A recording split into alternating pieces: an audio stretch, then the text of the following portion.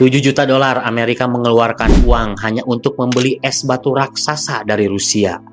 Yes, namanya adalah Alaska, yang dibeli Amerika seharga $7 juta, udah dapat bonus beruang nganggur. $7 juta, bro. Ya setara dengan perumahan elit berlantai 2 di Bekasi.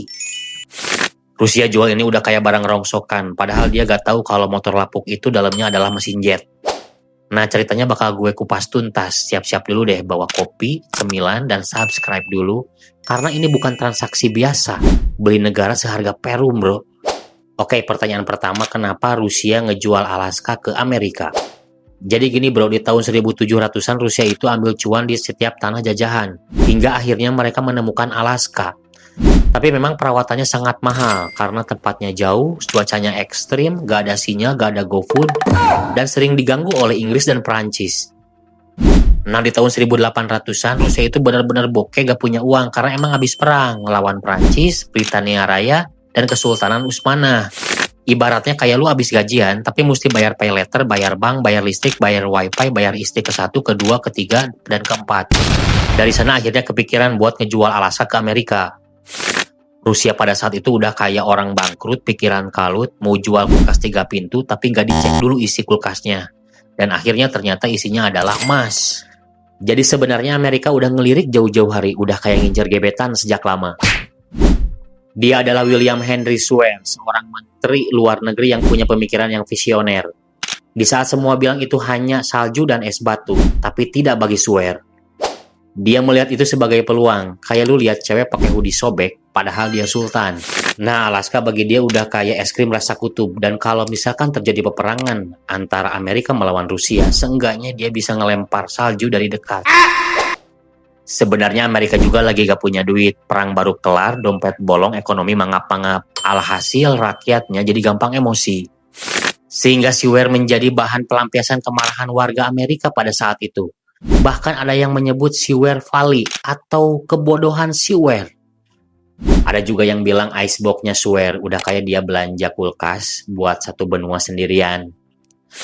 Tapi ya dia tetap diam, gak bikin klarifikasi di podcast, gak bikin IG story, dia cukup sabar, udah kayak pesen pre-order selama 8 bulan.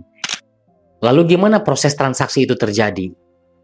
Transaksi ini merupakan transaksi diplomasi level kakap, bukan transaksi OLX dengan caption dijual Alaska, BU, cepat. Awalnya negosiasi dilaksanakan diam-diam dengan wakil dari Rusia yaitu Edward D. Steckel dan wakil Amerika tentunya William Henry Seward.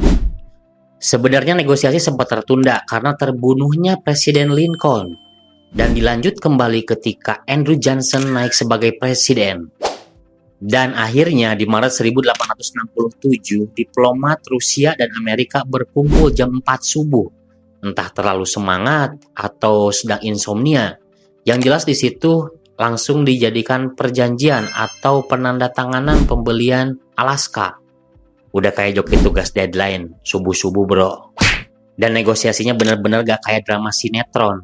Rusia bilang, nih gue mau jual Alaska. Amerika bilang, deal.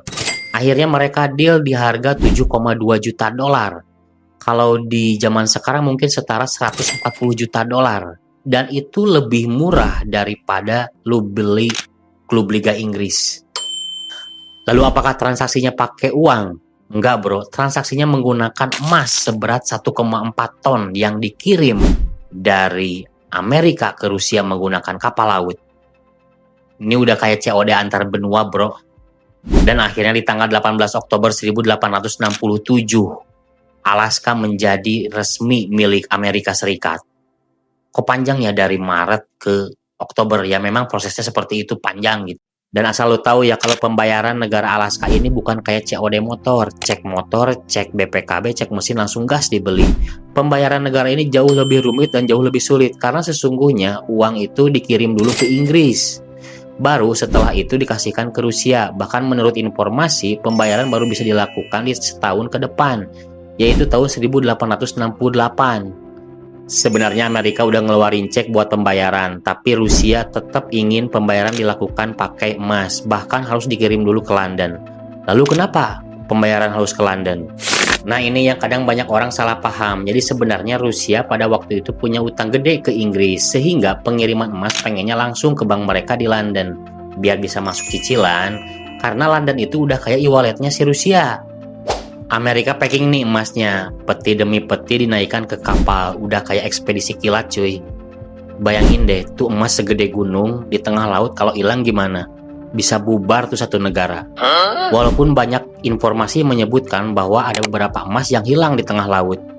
Sesampainya di London, emas itu langsung masuk ke rekeningnya Rusia di Baring Brothers Bank, semacam bank legendaris pada waktu itu. Dan sisanya dikembalikan ke Rusia. Bahkan ada yang bilang sisa uangnya itu habis dipakai perang dan diplomasi. Nah, ini adalah momen yang paling ditunggu, yaitu penemuan emas dan minyak di Alaska. Lu pikir Alaska itu langsung rame? Enggak bro. Di Alaska itu infrastruktur kosong, jalan gak ada, kota yang proper gak ada, yang ada cuma suku Eskimo, salju, dan laut yang dingin. Udah kayak es batu ngambang lah. Jadi bertahun-tahun Amerika itu udah kayak punya rumah kosong di pedalaman yang belum direnov. Namun bertahun setelahnya, di area perbatasan antara Alaska dan Kanada, tepatnya di Klondike, terdapat seseorang penambang yang sedang mencari batu, tidak sengaja menemukan emas. Bukan secuil cuy, tapi udah kayak dikasih diskon gede-gedean, banyak banget. Warga sekitar pun ketika mendengar berita tersebut langsung berangkat ke Klondike untuk mencari emas. Dan boom, kita kenal yang namanya Klondike Gold Rush, di mana seluruh warga Amerika berbondong-bondong datang ke Alaska hanya untuk mencari emas. Udah kayak MLM bro, bisa tajir melintir dalam waktu yang cepat. Tapi memang perjalanan ke Klondike itu gak semudah kayak lu naik Grab cuy. Pertama lu harus siap-siap bawa logistik minimal 40 kg per orang. Kedua lu harus naik kapal, jalan kaki, lewatin salju, bahkan sesekali nginjak mayat. Karena memang banyak yang meninggal karena kelaparan dan kedinginan. Tapi banyak warga yang nekat demi secuil atau sebongkah emas. Dan setelah orang-orang kenyang ngeruk emas, pemerintah Amerika malah menemukan cadangan minyak raksasa. Panik gak tuh? Panik lah, tapi senang gitu kan. Mereka langsung bangun pipa raksasa sepanjang 1280 km, sepanjang utara sampai selatan Alaska. Dan lu pikir cuma emas dan minyak? Alaska juga punya perak, tembaga, batu bara, uranium, dan mineral lainnya yang mahal. Ibaratnya kayak lu gali, tiap sudut di Alaska pasti nemu barang berharga. Itulah gambaran kecil Alaska yang dulu disepelekan, ternyata dia menyumbang miliaran dolar ke negara. Lalu gimana nasib Rusia pada saat itu? Awalnya Rusia berharap bahwa hasil uang ngejual Alaska bisa untuk memperbaiki militer dan ekonominya. Tetapi ekonomi makin terpuruk, rakyat makin miskin, dan korupsi merajalela. Serta di bidang militer, Rusia juga kalah berperang dengan Jepang. Maka dari itu kekaisaran Rusia makin melemah, hingga bubar dan digantikan oleh negara yang baru, yaitu Uni Soviet. Mungkin itu cerita sedikit tentang Rusia dan Amerika mengenai Alaska. Kalau lu suka dengan ceritanya, lu bisa like and subscribe channel ini. Dan kalau lu pengen gue ceritain sejarah yang lainnya, lu bisa komen di bawah. Gue Galih, sampai jumpa di konten selanjutnya.